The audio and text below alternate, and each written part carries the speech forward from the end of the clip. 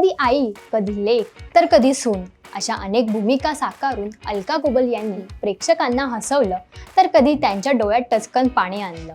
अलकाताईंनी आजवर अनेक सिनेमे केले आणि ते गाजले सुद्धा, पण माहेरची साडी या चित्रपटाने त्यांना एक वेगळीच ओळख निर्माण करून दिली। पण या चित्रपटासाठी अलकाताई या पहिली पसंती नव्हत्या, तर मग या चित्रपटासाठी पहिली वर्णी कोणाची लागली होती आणि अलकाताईंची या चित्रपटासाठी कशी निवड झाली हे तुला माहिती आहे का?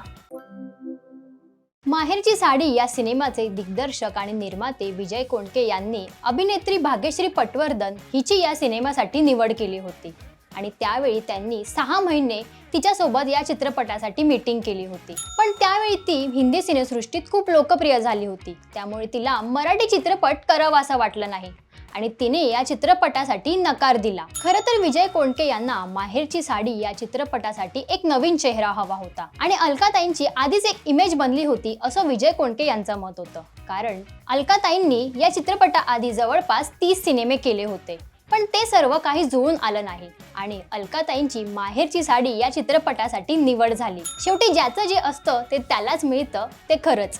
तर तुम्हाला अलकाताईंचा कोणता चित्रपट जास्त आवडतो हे आम्हाला कमेंट करून नक्की कळवा।